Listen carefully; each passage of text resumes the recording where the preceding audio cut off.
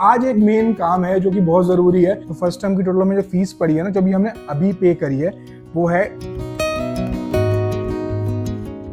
नया दिन नई शुरुआत। तो स्वागत है आपका दोस्तों एक और न्यू व्लॉग में। मैं विक्की और मैं सैंडी। तो गाइज आपको पता ही है, दुबई तो हम आ ही चुके थे और आज से स्टार्ट हो गया हमारा दुबई आने के बाद का सारे काम जो जरूरी होते हैं। सबसे ज्यादा जरूरी जो काम होता है ना पहले, वो होता है अनपैकिंग, जो कि अभी आए हुए हमें 2 दिन हो चुके हैं और सारे बैग्स देखिए ऐसे के ऐसे रखे हुए हैं, क्योंकि हमें टाइम ही नहीं मिल रहा। क्योंकि जिस दिन हम आए थे ना, वेरी नेक्स्ट डे सैंडी की ऑफिस स्टार्ट हो गया था, तो हमने अनपैकिंग अभी तक नहीं करे हैं। 2 दिन हो चुके हैं हमें दुबई आए हुए, लेकिन अभी तक अनपैकिंग नहीं हुई है। क्योंकि ना बैग्स में ऐसा कोई सामान नहीं है जिसकी हमें इमीडिएट रिक्वायरमेंट है। सारा सामान ऐसा ही है जो कि हम लोग बाद में अनपैकिंग कर सकते हैं। अपने कपड़े वगैरह ही हैं, बाकी कुछ चीजें हैं जो कि बाद में भी हो सकती हैं।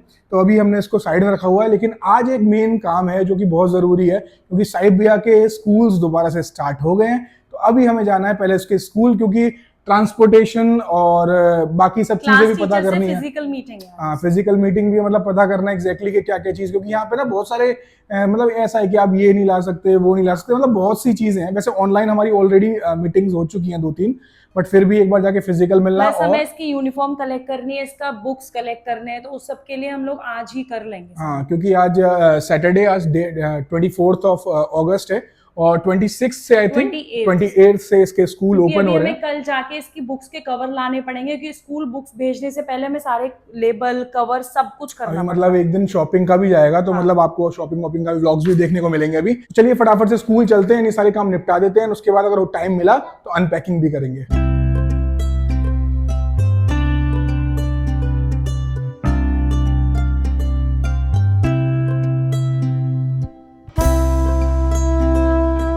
गाइस, स्कूल के सारे काम हो गए हमारी, यूनिफॉर्म भी मिल गई है और बुक्स भी हो गई है। बट इतना टाइम लग गया ना, अराउंड अभी बज रहा है दोपहर का 1:30। तो अब खाना बाहर से खा के ही जाएंगे, क्योंकि डेल ऑलरेडी बढ़ गया। घर जाके खाना बनाने में 1-2 घंटा और लग जाएगा। इतना भूख बहुत तेज लग रही है, सुबह से कुछ भी नहीं खाया।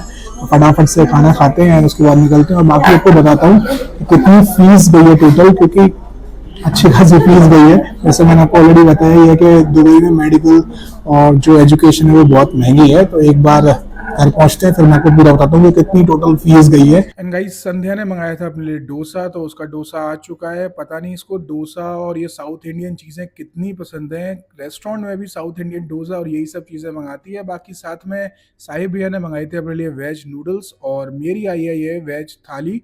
मेरे को तो थाली रोटी चावल ही चाहिए लंच में।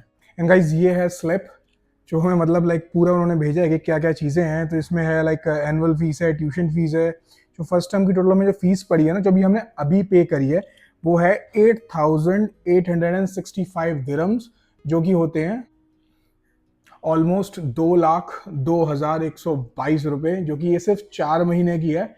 और इसमें ट्रांसपोर्ट इंक्लूडेड है, transport, tuition fees, annual fees और ये कुछ नेशनल एजेंडा पैरामीटर टेस्ट करके कुछ है, उसका सब मिला के ये सिर्फ 4 महीने की जो फीस है ना, ये 2,02,122 रुपये है। उसके अलावा हमने यूनिफॉर्म अलग से है, बुक्स अलग से हैं, इनके पैसे अलग से हैं। तो यूनिफॉर्म बताता हूँ। यूनिफॉर्म में ना ये 2 शर्ट्स और इसके नीचे 2 ट्राउजर्स और एक जो PTE की जो यूनिफॉर्म होती है, ये कलर वाइज इसका एमरल्ड हाउस है, तो इसकी ये वाला है। तो ये सिर्फ 3 ऊपर के 3 नीचे के, इसका हमने पे किया है 405 दिरम, जो कि होता है ऑलमोस्ट 9,234। तो कह सकते हैं कि ऑलमोस्ट हमारा 2,12,000 के आसपास शुरुआत में चला गया। तो अगर हम देखा जाए उसको 10,000 को यूनिफॉर्म और उसको हटा देते हैं तो 2 लाख के आसपास होता है। तो महीने की जो उसकी जो फीस पड़ रही है ना, अराउंड 50,000 के आसपास की पड़ रही है। और ये अभी इतना नहीं है, इसके अलावा भी और भी चीज़ें होती हैं। तो मेरा बस बताने का सिर्फ मकसद ये था कि जैसे आप अपनी फैमिली को लेके आना चाहते हैं दुबई, या फिर आप ऑलरेडी दुबई में रहते हैं और आपका बच्चा हो रहा है जो स्कूल जाएगा, तो इसमें इतनी लगभग अराउंड फीस होएगी। पिछली बार साहिब हमारा FS2 में था, तो लगभग इतने ही पैसे गए थे, क्योंकि उस टाइम एडमिशन भी करवाया था ना। तो ऑब्वियस सी बात है, एडमिशन के टाइम पे एडमिशन फीस भी जाती है। लेकिन इस बार तो ऑलरेडी वो स्कूल में था ही पहले से, बस क्लास अपग्रेड हुई है, उसके बाद भी इतनी उसकी फीस गई हुई है। यहाँ पे ना फीस ऑलमोस्ट आप ऐसा नहीं है कि इसी स्कूल में, ये लीम्स एजुकेशन का स्कूल है, तो जितने भी स्कूल हैं ऑलमोस्ट इतनी है। मैं कह सकता हूँ कि ये शायद फीस कम है, क्योंकि हमने एक स्कूल और देखा था ब्रिटिश करिकुलम का ही, कैम्ब्रिज, उसमें इससे ज़्यादा ही फीस थी। तो हमारा जो बच्चा है वो ब्रिटिश कैरिकुलम में है और लाइक सीबीएसई भी है, लेकिन फीस ऑलमोस्ट ना सेम ही है, ऐसा कुछ नहीं है कि सीबीएसई की कम है तो ब्रिटिश है तो इसलिए ज़्यादा है, ऐसा नहीं है, ऑलमोस्ट सेम है। क्योंकि यहाँ पे एक एमिटी करके स्कूल है हमारे घर के पास ही, हमने उसकी भी फीस स्ट्रक्चर पता किया था तो ऑलमोस्ट सेम ही था, सेम सही था, ऐसे ही कुछ था। तो बस यही है फीस स्ट्रक्चर, तो इसी के हिसाब से आप अकॉर्डिंगली लाइक प्लान आउट कर सकते हैं अगर आपका बच्चा अब स्कूल में एडमिशन लेने जा रहा है या फिर आप दुबई शिफ्ट होने की सोच रहे हैं फैमिली के संग। एंड गाइस यहाँ पे ना सेशन में फीस देनी होती है लाइक 4 महीने की एक बार में। वैसे ये ठीक भी लगता है कि लाइक एक बार पे किया उसके बाद फिर 3-4 महीने की टेंशन हम फ्री हो जाते हैं, बट इसमें एक चीज ये भी है कि जो मंथली सैलरी वाले हैं उनको एक संग निकालने में भी दिक्कत होती है। बट हम अपना लाइक प्लान आउट कर लेते हैं अकॉर्डिंगली, उसी को हिसाब से हम प्लान करते हैं कि इस समय हमें फीस भरनी है तो हम उसी हिसाब से सेविंग्स करते हैं बाकी के 3 महीने, ताकि ये फी पेमेंट जो है आराम से हम दे पाए। तो ये भी एक चक्कर है, बहुत ही कम स्कूल है यहाँ पे जिसमें लाइक मंथली पेमेंट होता है, बहुत ही कम, लाइक एक आध होगा तो होगा, नहीं तो ज्यादातर जो स्कूल्स है ना उसमें यही है 433 इस तरीके से सेशन की आपको फी पेमेंट करनी होती है। गाइज अभी हम आए हैं 1 महीने में इंडिया से और हमारे ये पीछे बिल्डिंग है इसके जस्ट सामने ये अल मदीना हाइपर मार्केट खुल गया है और हमें अपनी वीकली ग्रोसरी भी लाइक भरनी है, क्योंकि आए थे तो नून से थोड़ा बहुत सामान हमने लाइक ऑनलाइन मंगा लिया था, लेकिन अभी थोड़ा सा फ्री हो गए क्योंकि संध्या की ना नाइट शिफ्ट चल रही थी तो हम इसलिए ग्रोसरी नहीं कर पाए। दिन में ना ग्रोसरी लेके आना बड़ा मुश्किल होता है तो रात में निकलते हैं, और इसकी 2 दिन से नाइट शिफ्ट चल रही थी तो नहीं ले पाए थे, तो आज हम ग्रोसरी लेने जा रहे हैं। पर संध्या ने अल मदीना से बोला कि इससे नहीं ले रहे, अभी पता नहीं वीकली भरनी है।